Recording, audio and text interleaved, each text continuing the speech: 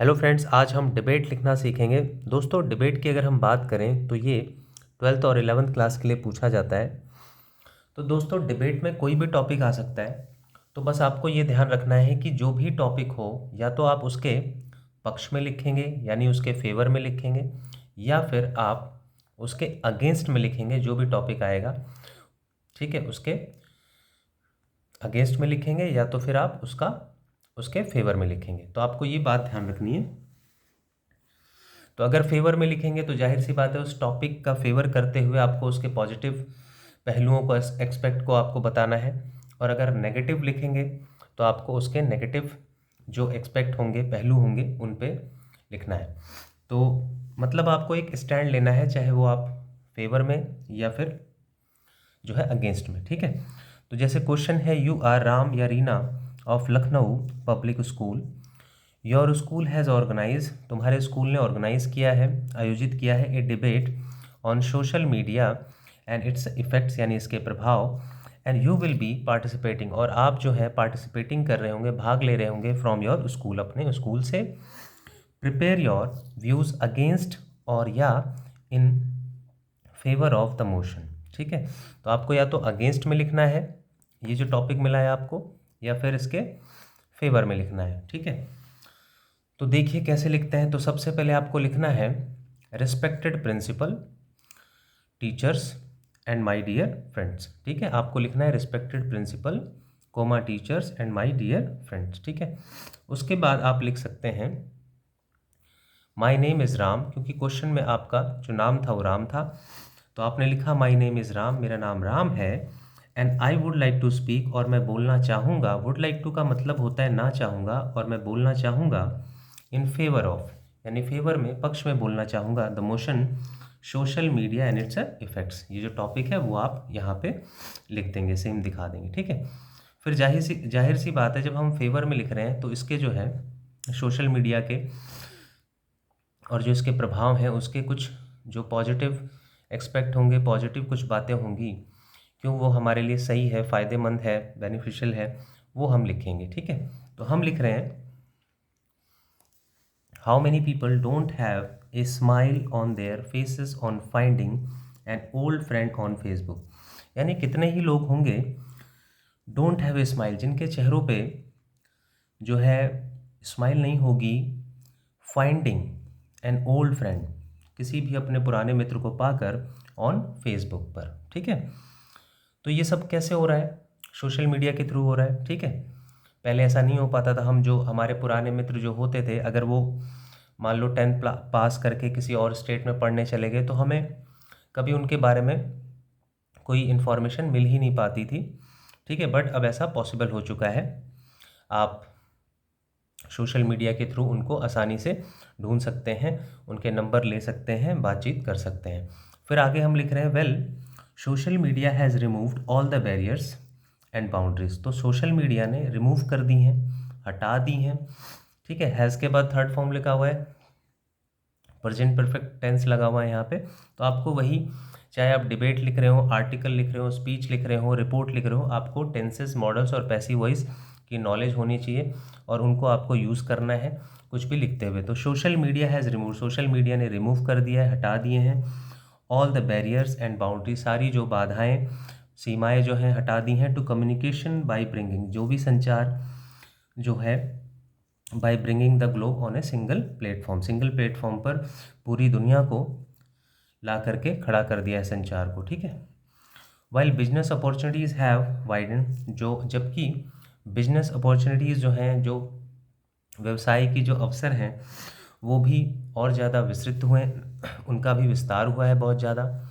और जो मार्केटर्स हैं, जो मार्केटर्स की जो रीच है, जो पहुंच है, वो भी ब्रॉडेंड हुई है, यानी उनका भी विस्तार हुआ है। ठीक है। वो भी बहुत ज़्यादा व्यापक हुए हैं, बड़े हुए हैं। इट कीप्स अस अपडेटेड, ये जो सोशल मीडिया है हमको क्या रखता है, अपडेटेड रखता है, अबाउट एवरीथिंग, हर चीज़ के बारे में, गोइंग ऑन, जो भी हो रही हैं, घटित हो रही हैं, in every nook and corner, हर जगह पर, हर कोने पर, ऑफ द वर्ल्ड, संसार के, on a real time basis पर। आई मीन मेरा मतलब है, social media can be A valuable educational tool, जो सोशल मीडिया है कैन बी, हो सकता है, ए वैल्यूबल एजुकेशनल, एक शैक्षणिक उपकरण हो सकता है, टूल हो सकता है, औजार हो सकता है। मैनी एजुकेशनल इंस्टीट्यूशंस, कई सारे शैक्षणिक जो संस्थान हैं एंड ऑर्गेनाइजेशंस जो हैं, जो संस्थाएं हैं, वो यूज़ करती हैं सोशल मीडिया को टू शेयर करने के लिए एजुकेशनल, शैक्षणिक कंटेंट एंड कनेक्ट रहती हैं विद स्टूडेंट्स के साथ, विद्यार्थियों के साथ, एंड लर्नर्स, और जो सीखने वाले होते हैं। Social media has become a powerful tool, जो सोशल मीडिया हैज़ बिकम, वो बन चुका है या हो चुका है, ए पावरफुल, एक शक्तिशाली उपकरण बन चुका है, औजार बन चुका है, माध्यम बन चुका है, फॉर रेजिंग अवेयरनेस, यानी जागरूक जो है करने के लिए, जागरूकता फैलाने के लिए, अबाउट सोशल अवेयरनेस, जागरूकता पैदा करने के लिए अबाउट सोशल, सामाजिक और पॉलिटिकल जो इश्यूज़ होते हैं, जो राजनीतिक जो मुद्दे रहते हैं, इश्यूज़ होते हैं, उनके बारे में। ठीक है, फिर आगे हम लिख रहे हैं,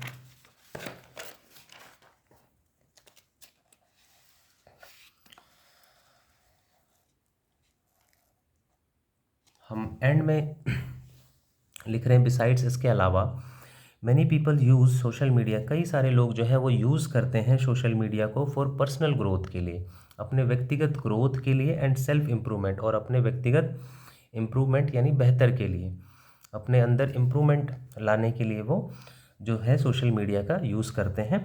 दे मे फॉलो मोटिवेशनल स्पीकर्स, वो फॉलो कर सकते हैं मोटिवेशनल जो स्पीकर्स होते हैं, कहीं ना कहीं मोटिवेट करते हैं, उनको अपने एक्सपीरियंस शेयर करते हैं, दूसरों के एक्सपीरियंस शेयर करके वो लोगों को स्टोरीज सुना करके जो है लोगों को मोटिवेट करते हैं। हेल्थ एंड फिटनेस एक्सपर्ट्स, जो हेल्थ और फिटनेस एक्सपर्ट्स होते हैं, या फिर और जो एक्सपर्ट्स होते हैं वेरियस फील्ड्स में, कई सारे और क्षेत्रों में, फॉर गाइडेंस के लिए हम उनको देखते हैं, और इंस्पिरेशन, और कहीं ना कहीं उनसे प्रेरणा लेते हैं, और उनसे प्रेरणा पाने के लिए भी हम उनको जो है फॉलो करते हैं, उनको देखते हैं, उनसे इंस्पायर होते हैं, और हम और मोटिवेट हो करके अपनी लाइफ में भी कुछ चेंजेस करके और अपने को और ज़्यादा इम्प्रूव करने की कोशिश करते हैं।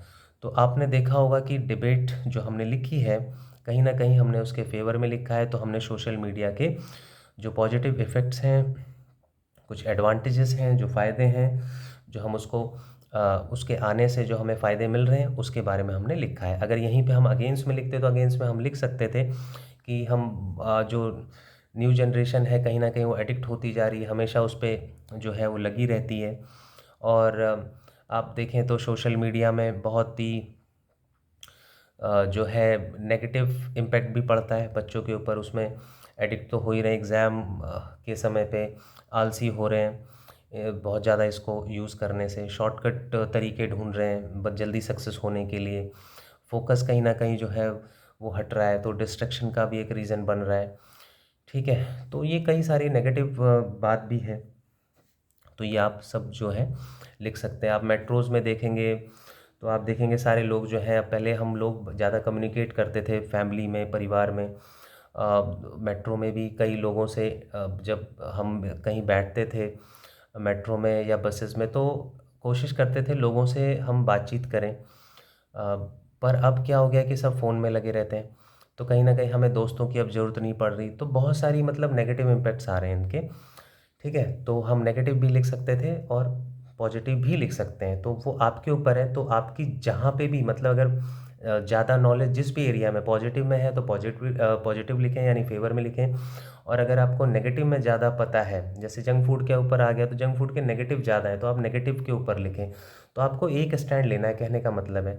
तो उम्मीद करता हूँ दोस्तों आपको समझ में आया होगा कि डिबेट कैसी लिखी जाती है, और डिबेट जो लिखी जाती है वो कहीं ना कहीं एक जो एक डिबेट वाली एक उसमें लैंग्वेज आपको लाइनें यूज़ करनी है, ठीक है ना, तो इसका भी आपको ध्यान रखना है। Okay friends.